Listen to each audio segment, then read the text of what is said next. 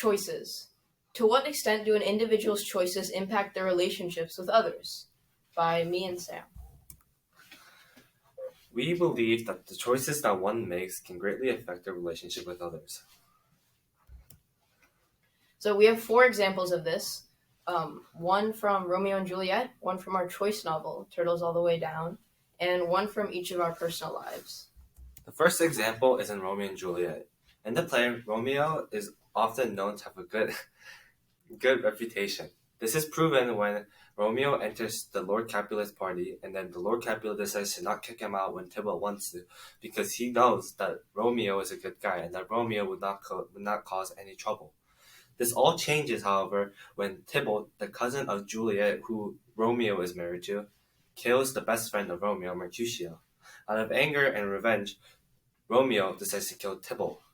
After killing Tybalt, he knows he made a mistake, as he says in Act 3, Scene 1, line 142, "Oh, I am a fortunate fool." The reason why he says this is because the prince decides to banish him away to Mantua. This ends up splitting Romeo and Juliet, as Romeo can no longer see Juliet. This all leads to a plan for Juliet to run away from her house and to meet up with Romeo, which all does not work well in the end. The choice that Romeo made to kill Tybalt was a bad choice, and it did not turn out good. What? And it affected their... It affected their relationship. So, from our choice novel, which was Turtles All the Way Down by John Green. So Asa is a 16-year-old that struggles with OCD, and she used to be friends with this guy named Davis. And Davis's father is a fugitive billionaire, and there's a $100,000 bounty on their head for finding him. So she and her best friend, Daisy, they're snooping around Davis's house almost. And so Davis doesn't want this because it's his house and they're snooping around in it. So he gives them $100,000 to stop snooping around, basically.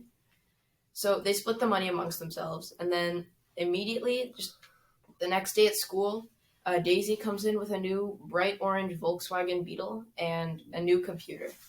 So Asa criticizes her spending, calling her financially irresponsible and stuff, because she's just immediately spending the money that they got. So later on, Asa and Daisy get into a fight, and Daisy says, "You just have no obscenity clue. It's also obscenity easy for you. You got a car and a laptop and all that obscenity, and you think it's all natural.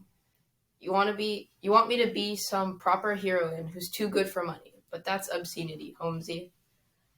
So Asa's choice to criticize Daisy's spending, it leads to Daisy thinking that she's really self-centered, because Daisy doesn't have a car and a computer that Asa has, so it's not irresponsible for her to get those things.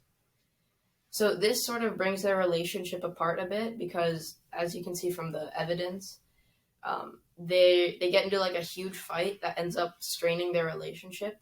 And a big part of that was that Daisy thinks that Asa is extremely conceited and self-centered. She's only thinking about herself because of Asa's choice to criticize her spending. The next example is from my life, and this takes place in 5th grade, 3rd quarter. And the context of it was during a math assessment, and the situation was that the person who was sitting next to me kept asking me all these questions, which I answered for them. And then suddenly the person asked me what 4 times 8 was, so I responded to them that it was 32. But then the person responded back thinking that it was 24. From that, I was dumbfounded, and I asked the person if they were dumb. And this was not a good choice by me, because after this, the person went home crying, and the parent of the person called the teachers. And the very next day, I got called to the back room of the Orange Ring, where all the teachers were talking to me, and they seemed very mad at me. In the end, I had to apologize to the person, and my seat was moved to the other side of the room for the entire school year. I, in that moment, could have decided to just not say anything till I kept working on my math problems, but instead, I made a decision to ask if they were done. This decision was not good, as I got moved to the other side, and After this incident, I didn't really talk much to the person. This is why you should always make good choices, and you shouldn't do you shouldn't say bad things to other people. So my anecdote is one day when I was walking home from school, in my neighbor's backyard, I saw this like huge fence all around their backyard. And then a few days later, I saw my neighbor sitting with her dog in said backyard. So I didn't really know this neighbor that well, but anyways, I just asked her about her dog, and she basically said like her name is Clover, and you can like pet it if you want to. So um, from then on, every time I'd come home from school, well, not every time, but a lot of the times when I'd come home from school, she'd just be in the backyard, and I would get to like pet her and stuff. And we even bought like dog treats so that I could give them to her sometimes. So this story shows how choices affect one's relationships.